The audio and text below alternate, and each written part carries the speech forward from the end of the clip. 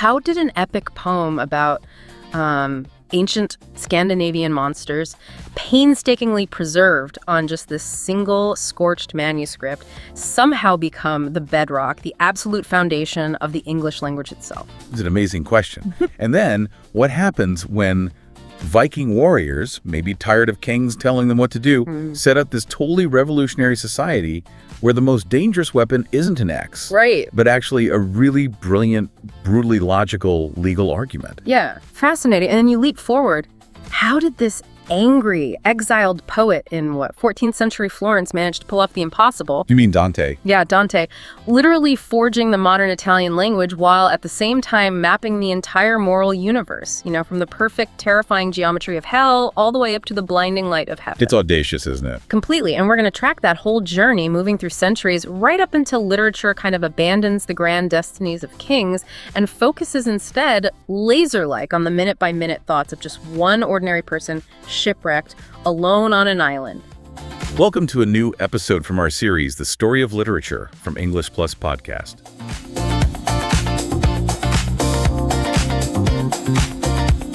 So we're diving into a really huge shift today. We're looking at this profound evolution of European identity, basically, as it's told through its foundational literature. That's right. We're tracing the transformation starting in the early Middle Ages, where life was really defined by, the collective, by the actions of the group, and moving all the way up to the Enlightenment, where suddenly the single thinking self, the individual mind, becomes the ultimate subject. It's really the story of a continent figuring itself out, emerging from, the ruins. By the time our story starts, the Roman Empire is basically a memory. Long gone. Its roads, the aqueducts, they're crumbling.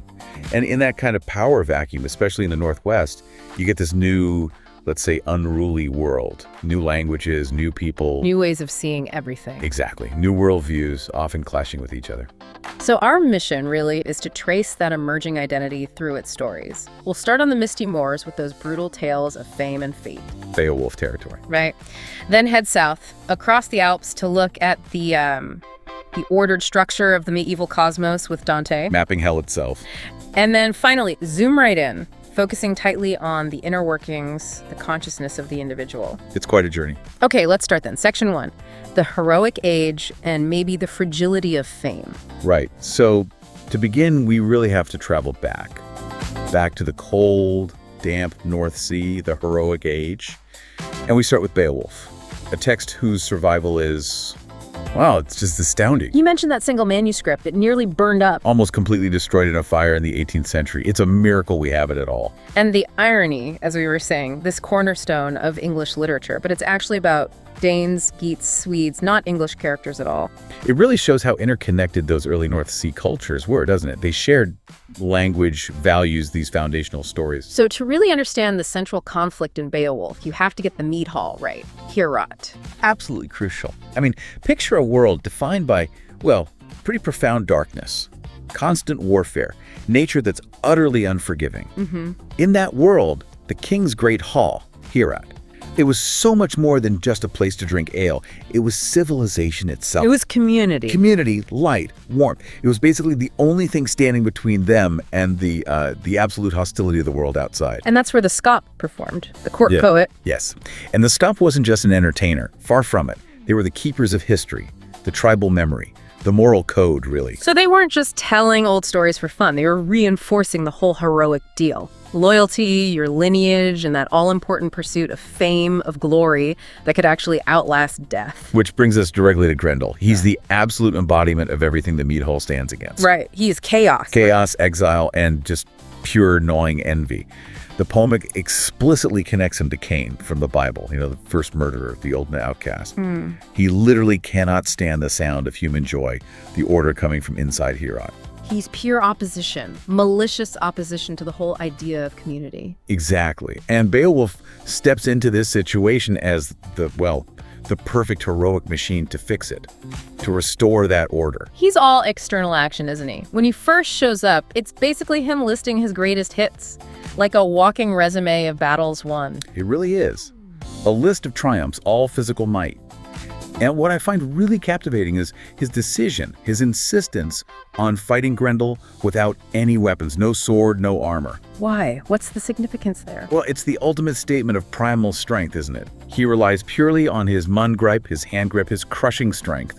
It's like he's saying Grendel isn't even worthy of good steel. It's brutal, decisive, focused entirely on the power of the body. But the poem, it's never just a simple celebration of might, is it? Yeah. What makes Beowulf so enduring, I think, is that constant tension, that blend of two really conflicting worldviews. You mean the pagan versus the Christian elements? Exactly. You've got the core pagan Germanic values, honor, fierce loyalty, the absolute necessity of achieving loft glory, fame that grants you a kind of immortality in story. But the person actually writing this down, shaping the epic. Almost certainly a Christian monk. And that gives the whole poem this pervasive overlay of, well, profound melancholy. Yeah. A sense of doom almost. Right. The pagan worldview had weird fate, which was just inevitable, not really moral or immoral, it just was. It simply was. Yeah. But the Christian poet frames all that human striving, all that ambition for earthly fame, against the backdrop of divine judgment and the inevitable decay of all worldly things. So Beowulf the hero is obsessed with physical fame, getting his name remembered. But the voice telling the story, the poet's voice, is constantly injecting this sense of foreboding, this deep awareness that, all walls eventually crumble, all gold tarnishes, nothing earthly lasts. And that tension really comes to a head in the poem's final act. 50 years pass. Beowulf is an old king now. His final enemy isn't human, it's the dragon. Representing greed. Pure, destructive greed, hoarding treasure for its own sake. Beowulf manages to defeat the dragon, but he receives a mortal wound in the fight. The heroic task is done, but the cost is, well, absolute. And the ending isn't triumphant, is it? It's actually devastating. It really is. The poet shifts focus completely. It's not about the hero's victory anymore. It's about the tragic fragility of the kingdom, the collective. They lament that the kingdom is now vulnerable, doomed even, because its shield, its protector, Beowulf, is gone. It's a heroic poem, fundamentally. Yeah. But it ends on this collective sigh of profound fatalism. It's quite something. Okay, so if Beowulf captures that mythic, fatalistic end of the old Germanic warrior culture, what happens next? You mentioned something completely different developing out west. Yes, way out west in Iceland, a completely different kind of storytelling was emerging, almost diametrically opposed in feel. We shift from mythic protectors and fate to gritty legal reality. We're talking about the Icelandic sagas. Okay, Iceland. Settled by Norse chieftains fleeing a king in Norway, right? They didn't want central authority. Exactly. Fiercely independent types. And they created this society that was pretty unique in Europe at the time. A commonwealth, no king, but this incredibly complex, incredibly detailed legal system. It was all designed to manage and regulate violence. So the sagas reflect that. Absolutely. Yeah. Unlike Beowulf's poetry, the sagas are prose. And they feel, in many ways, like the true ancestors of the modern realist novel. Their focus is really tight. On what? On the feuds, the family histories, the complicated lives and loves, and especially the legal maneuverings of those first founding families. And the style they're written in is famous, isn't it? That laconic style. Oh, completely. Oh. It's famous for its cool, almost journalistic detachment. The narrator just reports events no matter how emotionally shattering or how physically brutal they are. Without judging, without telling you how people felt. Exactly. No judgment offered, very little access to inner feelings. You might read about a really devastating insult thrown out in the middle of a big meeting. And the next line is just, Scarfed and then ran up and clove his skull to the teeth with his axe. Just like that. Boom. wow. That lack of dramatic pause. It really emphasizes the swift, unavoidable consequences, doesn't it? In that world of honor and action. It absolutely does. And here's a key point. The most dramatic scenes often don't even happen on a battlefield. They happen at the Althing. The annual legal assembly, like a giant outdoor court. Pretty much a communal public law court. The sagas show brilliantly how, in a society without a king to enforce order, the lawyers and the legal procedures could be just as destructive, maybe even more destructive, than the warriors with their axes. How so? Well, if someone was killed, the wrong family didn't necessarily just grab their weapons for revenge. They might gather witnesses, pursue formal legal judgments, seek massive economic compensation, or aim for total legal annihilation of their rivals. So winning a court case, getting someone banished or their land confiscated, that became the new form of warfare. In many ways, yes. A successful legal maneuver could be absolutely lethal to your enemy's standing and survival. It's a monumental shift, you see. The battle moves from the strength of the physical body. To the power of the argument, the mind. Precisely. And the characters we meet in the sagas reflect this complexity. They are miles away from the relatively straightforward might of Beowulf. Give us an example. Okay, consider Egil Skallagrimsson, a famous figure. He's described as terrifyingly ugly, a violent berserker known for his brutality. Okay. And yet he's also one of the most brilliant, sensitive poets of the entire Viking Age. Wow. So they're not simple heroes or villains. Not at all. The sagas give us these complex, morally ambiguous figures, defined by both violence and intellect, action and cunning. They really set the stage for the kind of psychological complexity that comes to dominate later European literature. That's a great transition. So we move from the edges of Europe, the North Sea and Iceland, towards the center. Exactly. We move now into the heart of the High Middle Ages, think 13th, 14th centuries. You've got the rise of powerful, independent city-states like Florence, the founding of great universities, and overarching everything, the vast intellectual and spiritual structure of the Catholic Church. And into this, well, ordered world steps Dante Alighieri. Right. An angry man, actually. Yeah. Fiercely political, deeply spiritual, a Florentine patriot who'd been exiled from his beloved city. And he takes this whole massive structure, the cosmos theology of politics, and makes it intensely personal. That's the genius of it. Yeah. His masterpiece, The Divine Comedy, it's just an epic undertaking.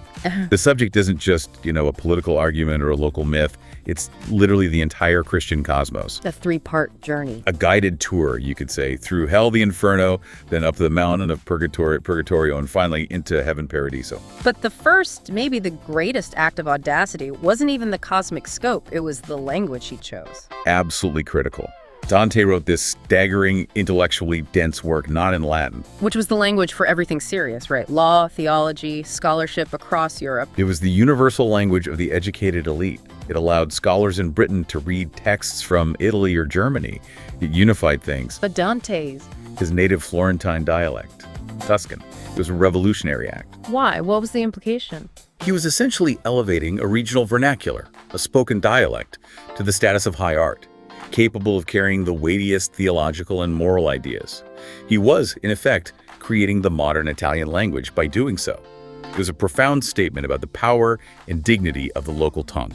Incredible. Okay, so the journey itself, it starts with Dante, the character, lost. Yes, in the year 1300, he finds himself lost in a dark wood, symbolizing sin and confusion. And his guide, initially, through hell and up Purgatory Mountain, is the ghost, the shade of the great Roman poet Virgil. Virgil, why him? Well, Virgil, being a pagan poet writing before Christ, represents the absolute pinnacle of human reason and classical learning. He can understand and explain the nature of sin. He can guide Dante through the process of purification. But there's a limit. There's a crucial limit. Virgil cannot enter paradise, heaven itself. In Dante's theological framework, human reason alone, however brilliant, isn't enough to grasp ultimate divine truth.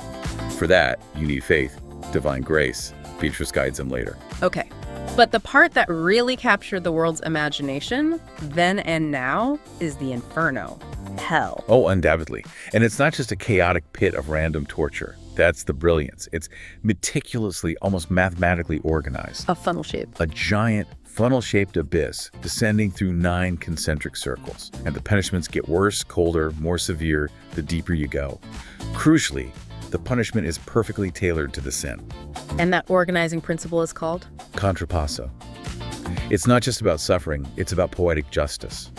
The punishment is a permanent, physical, literalizing metaphor of the sin itself.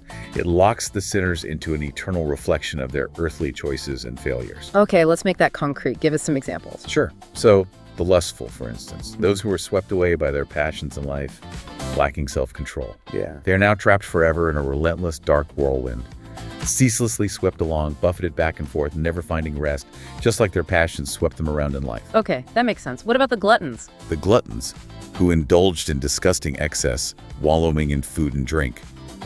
They now lie eternally in a foul, stinking, icy slush like pigs in mire, while being constantly mauled and flayed by the monstrous 3-headed dog, Cerberus. So the form of their suffering is a direct, twisted mirror of their sin. Precisely. It's ingenious and terrifying.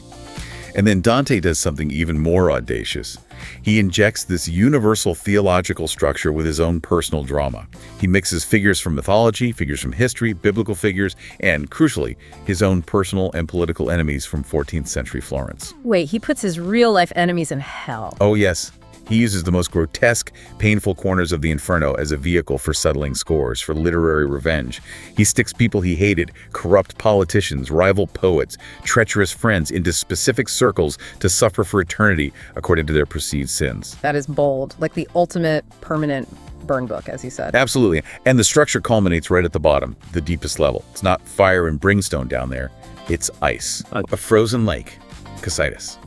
And at the very center, frozen solid from the waist down, utterly impotent despite his monstrous size, is Satan himself, Lucifer. What's he doing? He's depicted as a grotesque, three-faced parody of the Holy Trinity.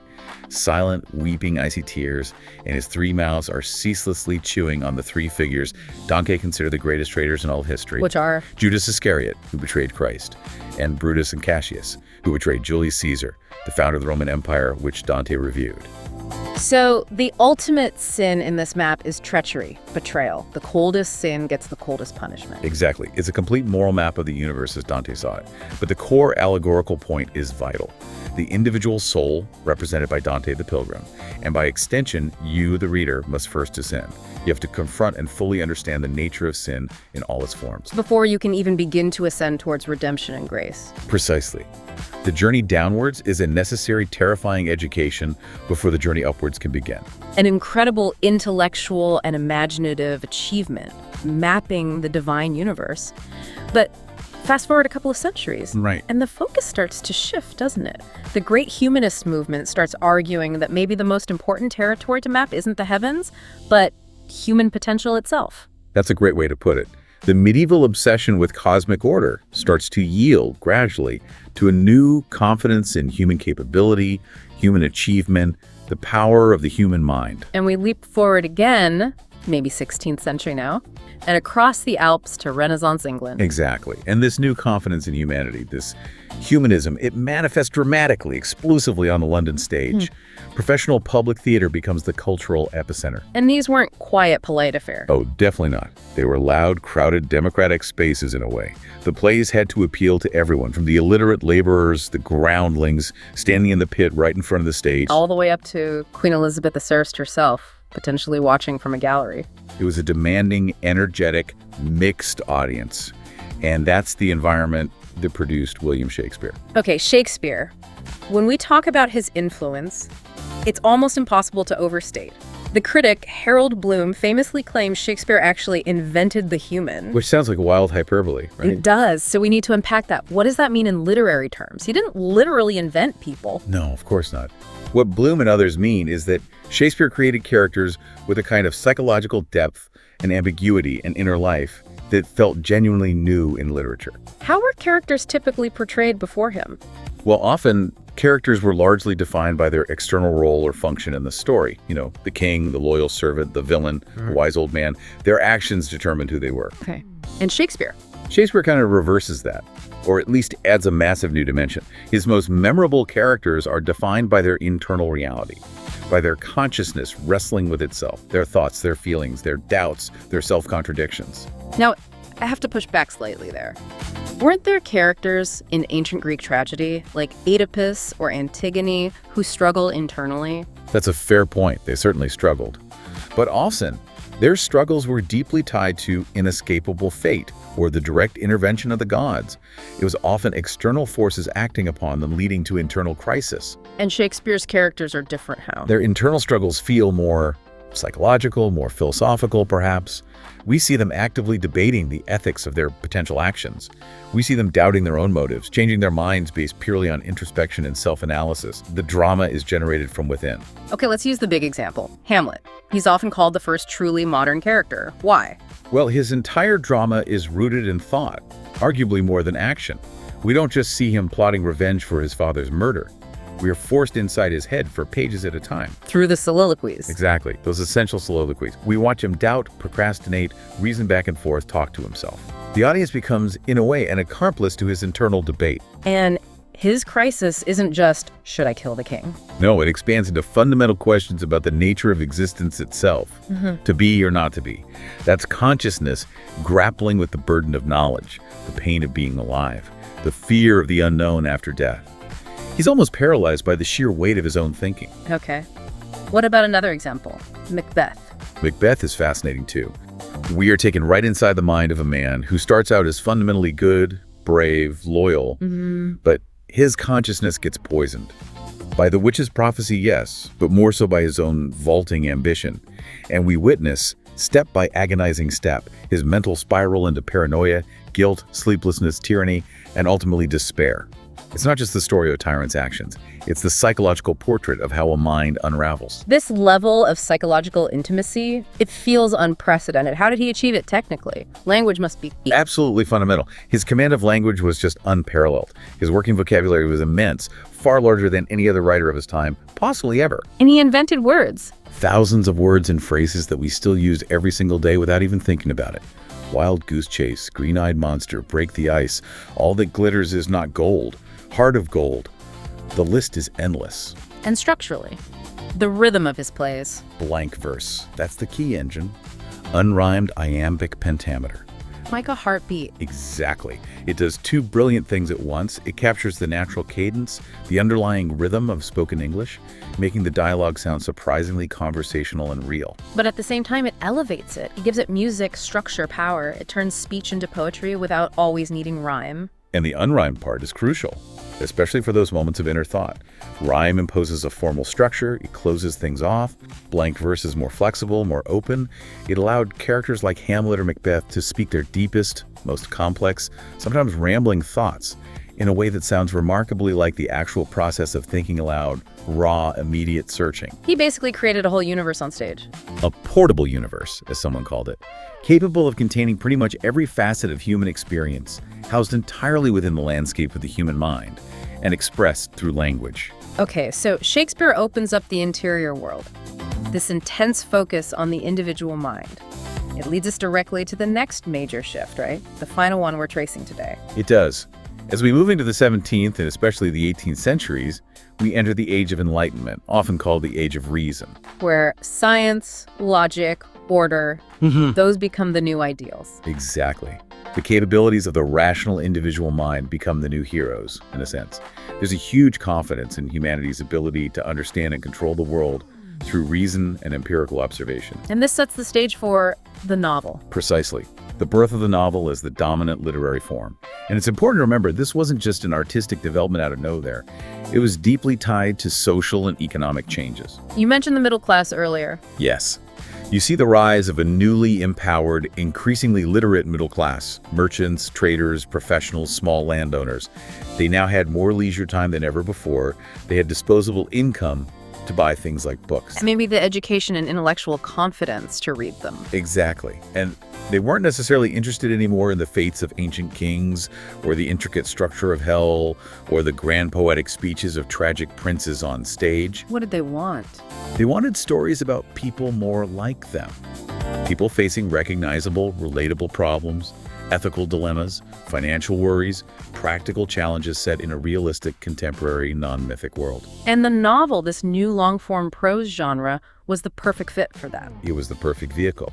Its power lay in its potential for realism, its ability to depict everyday life in detail, and crucially, its capacity for an intense, sustained focus on individual consciousness, on relatable human experience. Okay, let's look at how the early novels achieved this. We picked two key examples, Defoe's Robinson Crusoe and Richardson's Pamela. Different focuses. Very different, but both revolutionary in their own way. Robinson Crusoe, published in 1719, is arguably the ultimate myth of the self-reliant, rational Enlightenment hero. The shipwreck story. The ultimate shipwreck story. Crusoe is stranded alone on an island for decades, and his survival, his eventual thriving, isn't achieved through magic or divine intervention or incredible physical strengths like Beowulf. It's achieved through ingenuity, methodical hard work, applied reason, trial and error. And what made it so popular? You said it was a sensation. The sheer power of detail. Defoe published it, presented as a supposedly true account, a factual journal, And readers were absolutely riveted by the step-by-step practical documentation of how he survived. Like a manual. Almost. How he built his shelter piece by piece, how he learned to cultivate crops from salvaged seeds, how he managed to domesticate wild goats, how he painstakingly figured out, after many failures, how to make basic pottery. It's the triumph of practical reason over chaos. Exactly. It's methodical problem solving. And the narrative structure is absolutely key here.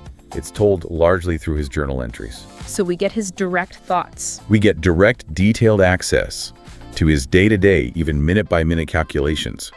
His fears, yes, but mostly his rational decision-making process. Listing pros and cons, planning his work. The journal itself becomes the structure that keeps him sane, allowing him to impose order on this terrifyingly disordered alien environment. The drama is really in the process, in the thinking. Okay, so if Crusoe is about mastering the external physical world through reason, what about Pamela? Pamela, published about 20 years later in 1740 by Samuel Richardson, shifts the focus entirely. It's about mastering the internal moral environment through ethical strength and endurance. It's a completely different kind of novelistic drama. How is it told? Pamela is an epistolary novel. That means it's told entirely through letters. Letters written by the main character. Yes. Written by the protagonist, Pamela Andrews. She's a very young, maybe 15-year-old servant girl. And the central plot revolves around her wealthy master, the squire, Mr. B, who relentlessly tries first to seduce her, and then, when that fails, to coerce her, even physically assault her, trying to force her to abandon her virtue.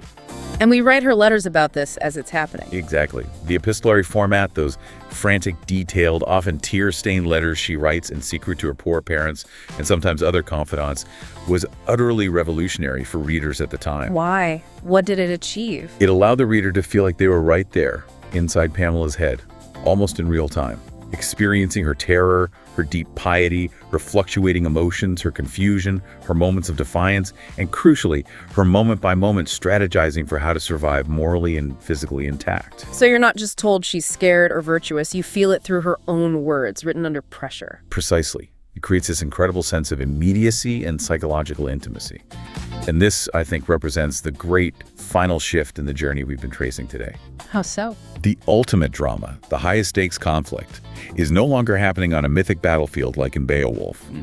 It's not happening across the grand stages of Shakespeare with kings and princes. It's not even located within the vast theological structure of Dante's hell. Where is it happening? It is moved entirely inside, into the mind and heart of an ordinary, young, middle-class woman fighting for her moral self, her integrity, within the confines of a recognizable domestic setting. The primary subject of literature has shifted definitively from the collective, the divine, or the aristocratic, to the individual self. Wow. That is quite a trajectory when you lay it out like that. We started this deep dive looking at the literature of the body almost. Right. The warrior's boast, the physical strength celebrated in Beowulf, where fame, loyalty to your group, your tribe, that was everything. Survival of the collective. Then we move through Dante, mapping that divine, universal moral order. The individual soul had its place within that vast structure, needing to confront sin, yes, but ultimately judged against a pre-existing cosmic plan. A rigid structure in many ways. Then we hit Shakespeare, who just blew open the idea of the human, creating this entire psychological universe right there on stage, showing the complexity, the ambiguity, the power of the self defined by its own internal drama, its own language. Making the internal world the main event. And we finished with the rise of the novel, where that focus narrows even further, becomes even more intimate, moving from the epic scope down to the meticulously detailed personal account.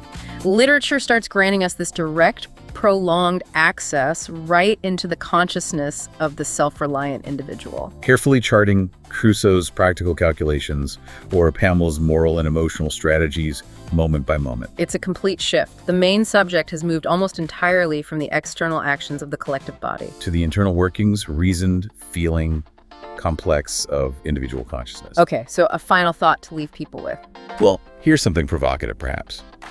While the Enlightenment, as we saw, celebrated reason, logic, and order, which is precisely why the methodical, realistic novel form took off so powerfully.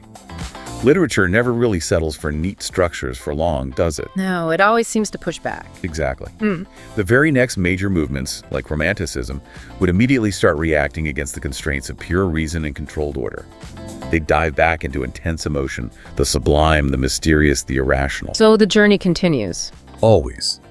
And we focused here primarily on the Western tradition's path towards constructing this idea of the rational self. But the stage is now perfectly set, really, for the next explosion.